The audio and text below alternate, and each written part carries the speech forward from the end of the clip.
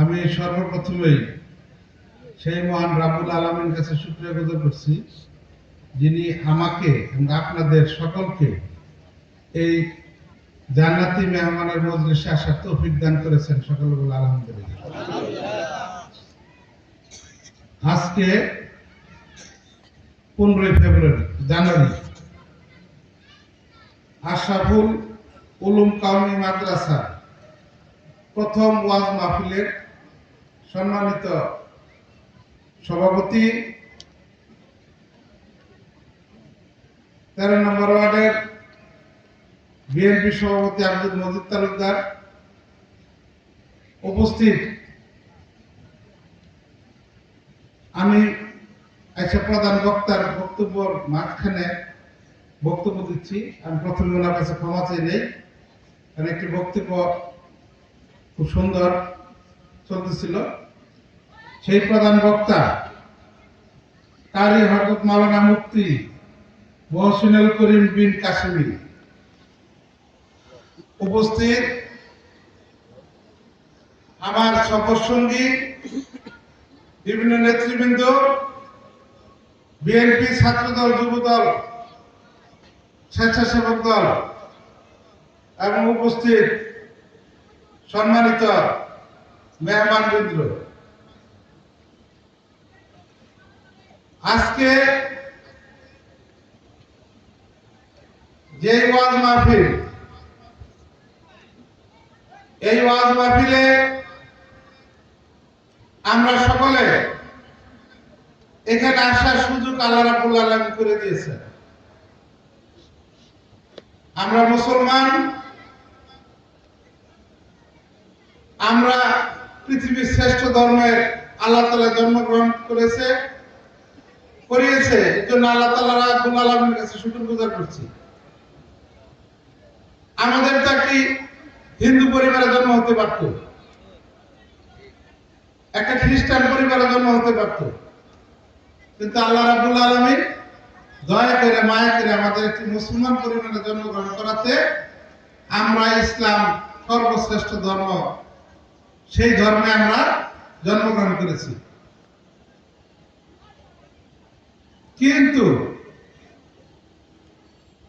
আমাদের এই বাংলাদেশ 87% মুসলমানের দেশ। এই দেশে আযান দিলে সূর্য উদয় হয়, আযান দিলে সূর্য অস্ত যায়। ঢাকা শহরকে মসজিদের শহর বলা হয় সারা পৃথিবীর বুকে। হুজুর সাহেব ভুল হইলে বললেন, কারণ আমি বাংলা মিডিয়ামের ছাত্র, আপনারা আরবিক মিডিয়ামের ছাত্র। শুধু মাগরিবের আযানটা যখন শুরু হয় ঢাকা শহরে, আপনারা রিক্সা দিয়ে, গাড়ি দিয়ে যেভাবে যাত্রা শুরু করেন, এক জায়গা থেকে আরেক জায়গায় আযান হইতেই থাকে নামাজের আগ পর্যন্ত। ঢাকাকে বলা হয় মসজিদের শহর, ঠিক। 87% মুসলমানের দেশ আমাদের। তারপরও গত 5ই আগস্ট আবু সাইদ এবং মুগ্ধ সহ বিএনপির 422 জন নেতা কর্মী শহীদ হয়েছেন। এই মাহফিল থেকে আমি আল্লাহ রাব্বুল আলামিনের কাছে দোয়া করি আপনাদের সাথে নিয়ে, তাদের যেন আল্লাহ তাআলা জান্নাতুল ফেরদৌস দান করেন। তার কারণ কি জানেন? আজকে যে ওয়াজ আমরা যাদের রক্তের উপর দাঁড়িয়ে করছি, কি ভারতের দাবিদারি সরকার শেখ হাসিনা থাকলে করতে পারতাম না। এখানে নাচ গান হলে পারমিশন দিত, ওয়াজ হলে দিত না, কারণ তারা মুসলমানকে ভয় পায়। কারণ তারা দাসত্ব করছে কার? ভারতে। আমরা 5ই আগস্টের স্বাধীনতার মাধ্যমে পুনরায় বাংলাদেশ আবার নতুন করে স্বাধীনতা অর্জন করেছি। তাদের রক্তের কথা ভুলে গেলে চলবে না। তাদের আত্মা আমাদের চারদিকে ঘুরে করে আমরা প্রকৃতপক্ষে নতুন করে এই দেশটাকে আবার সাজাতে চাই।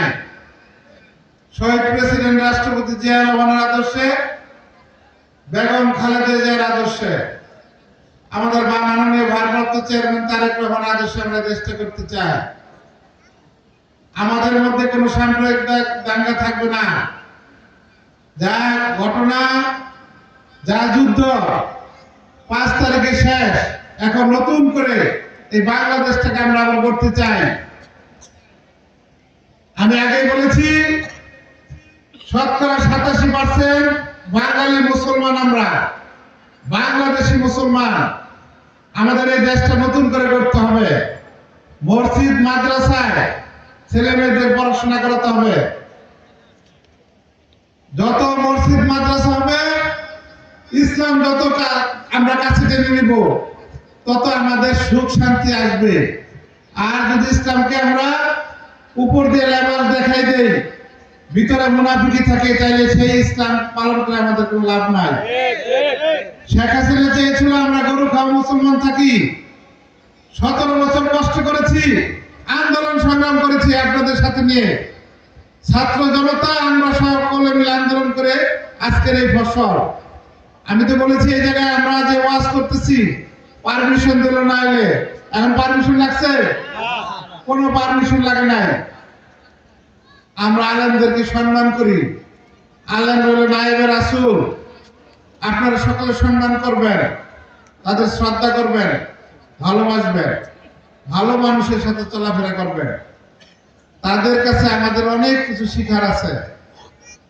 কম পক্ষে 5 ওয়াক্ত নামাজ যাতে আমরা সকলে কায়েম করি, এই আশা আমি আপনাদের সকলের কাছে আশা পোষণ করি।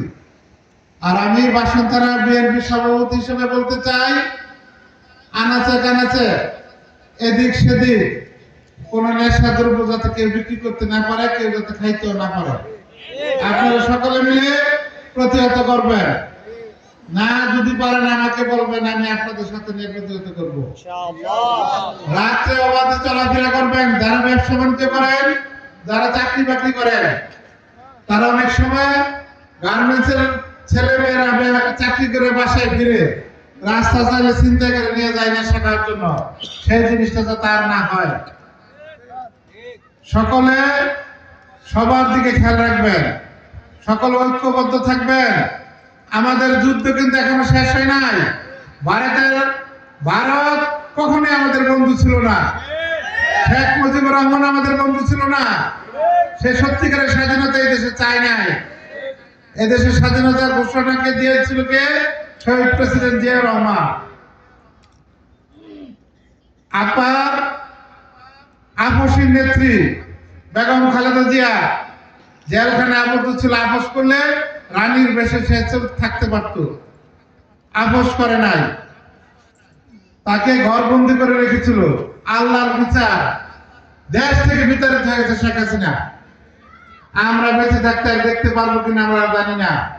বড় বড় আলেমদের, মুফতিদের, মুফতি মামুনুল হকদের ডান্ডা বেরিয়ে করে তাদেরকে 6 তলা 7 তলা ঢাকার জজকোর্টে পড়ে গেছেন। কেউ লিফট ছিল একটি, সেটাও বন্ধ করে রাখতো। তাদের ডান্ডা বেরিয়ে রাখিয়ে জঙ্গি বানিয়ে তাদেরকে কোর্টে হাজত নিত। আপনারা জানেন ওই হিন্দু তাবাদার ইসকন কিছুদিন আগে অ্যারেস্ট হয়েছে। তার 892 কোটি টাকা তার অ্যাকাউন্টে পাওয়া গেছে। ঠিক আছে হুজুর? তার কাছে অনেক অবৈধ অস্ত্র পাওয়া গেছে। তাকে হুইল চেয়ারে বসিয়ে ডাব খাওয়ায়, আর আমাদের ওজুর পানি দেয় না। ভাই, বড় বড় মুক্তিদের ডান্ডা বেরিয়ে লাগে পরে ওজুর পানিটা মতো দেয় নাই। আরেকটা জিনিস আপনাদের স্মরণ করে দিতে চাই। আমি জানি না কারা কোন মত অবলম্বী, আমাকে ভালোবাসতে পারেন না বাসতে পারেন, আমি কষ্ট কথা বলি। 7 গ্রুপ, সকলে নাম শুনেছেন? এরা কিন্তু ইন্ডিয়ার দালাল, সকলে জানেন? আরে ভাই, একটা লোক মসজিদে যারা আজান দেয়, বিশেষ করে তারা 1 মিনিট এদিক সেদিক করতে পারে না, চোখ লাগাইতে পারে না। সে আজান দেয়, তারা তো আমাদের কাছে বেতন নেয় না। বেতন দিলে আমরা দিতে পারবো? আমাদের নাই। আমরা একটা হাদিয়া তাদেরকে লামসাম দিই, তাও 1 বাসায় গেলে 14 বাসায় আমরা পাঠাইতে হয়। এই সমাজের কাছে যাও, কমিটির কাছে যাও। কেন? তাদের তো অবহেলা কেন? ইমামদের কেন অবহেলা? আমি তো বলেছি ইমামরা নায়েবে রাসূল, তাদের বেতন দিতে আমরা গরিষ্ঠ করি। আর একটা যাত্রা গান 10,000 টাকা 5,000 টাকা ছিটাই দিয়ে দিই, ইমামরা 10,000 টাকা দিতে আমাদের খুব কষ্ট হয়, টাকাই থাকে না। তাহলে দেশে কি উন্নতি হবে? ছেলে মারে বাদ দেয় না, বাপের বাদ দেয় না, কেমনি শিখবো? কোন ধর্মে আছে? একমাত্র মুসলমান ধর্মে আছে মাতা পিতার প্রতি সেবা, পাড়া প্রতিবেশীর প্রতি, সমাজের প্রতি। আমি অনেকক্ষণ বক্তব্য দিলাম। আমি আগেই মাপ চেয়ে নিছি আমাদের প্রধান বক্তার কাছ থেকে, আর বক্তব্য নয়, আমরা তার বক্তব্য শুনবো। খুব ভালো লাগতেছিল ওয়াজটা, কিছুক্ষণ আমিও শুনবো। আশা রাখি যদি আল্লাহ রাব্বুল আলামিন এই উসিলায় আমাকে জান্নাতুল ফেরদৌসের আশা করি। মৃত্যুর সাথে যাতে, মৃত্যুর সময় যাতে কালিমা যাতে আমার জবানে আসে, সেই দোয়াটা আপনারা সকলে করবেন। আরেকটা জিনিস বলি, আমার দ্বারা যাতে কোনো খারাপ কাজ না হয়, সকল মিলে এই দোয়া করবেন। আমি পরিশেষে একটি কথা বলতে চাই, শহীদ প্রেসিডেন্ট জিয়া রহমান, আপনারা যারা হজে গেছেন তারা জিয়া গাছ দেখছেন না? রমাদান ময়দানে এই জিয়া গাছ তার হাতে, মানে আমাদের নিম গাছ। তাহলে আল্লাহ তাআলা রাব্বুল আলামিন তাকে কবুল করছে, তাকে যাতে জান্নাতুল ফেরদৌস দান করেন। আর আমাদের বেগম খালেদা জিয়া, মা মাটি ডাকছে, তারেক রহমান আসছে, কিন্তু এখন মাই গেছে তার কাছে চিকিৎসাধীন অবস্থায়। আল্লাহ তাআলা যাতে তাকে চিকিৎসা শেষ করে সুস্থ করে বাংলার মাটিতে মা এবং ছেলেকে নিয়ে এয়ারপোর্টে আসলে আমরা সকলে যাতে বরণ করে নিতে পারি, সেই দোয়াটা করবেন। তিনি অসুস্থ, এখন একটু হাঁটতে পারে, এবং তাদের এনে এখন নির্দলীয় সরকার চলছে। আমাদের 31 দফা সমস্ত জায়গায় আবার ঘুরে ঘুরে 31 দফা বাস্তবায়ন করার লক্ষ্যে দ্বার প্রান্তে সকলের কাছে যাচ্ছি, এবং সাধারণ মানুষের ভোট আমাদের লাগবে, ধানের শীষের মার্কা। আমরা আসতে সময় দিতে রাস্তাটা দেখলাম, একটা ভালো গাড়িও ঢুকতে পারে না। এই রাস্তাটা করতে হলে বিএনপি গভর্নমেন্ট যদি আসে তাহলে সে আমার ক্ষমতা থাকবে, আর যদি না আসে পারবো, সম্ভব নয়। তাহলে ধানের শীষ মার্কা বিজয় হইতেইব। তারপরে বিএনপি সরকার গভর্নমেন্ট করলে, তারেক রহমান যদি প্রধানমন্ত্রী হয়, তাহলে আমরা তাদের কাছে আবদার নিয়ে গেলে রাস্তাঘাট, মসজিদ, মাদ্রাসা হইব। আর আমরা যদি সভ্য নাই, তাহলে 17 বছর আওয়ামী লীগরা থাকে না। আমরা যারা বিএনপি করি, যারা বিএনপি মানা, তারা সভ্য দেখে আমরা 17 বছর আওয়ামী লীগ আমাদের উপর অত্যাচার, নির্যাতন, জুলুম চালিয়ে গেছে। আমাদের আল্লাহ তাআলা ধৈর্য দান করেছেন, আমাদের পরীক্ষার সফলতা আমরা পেয়েছি।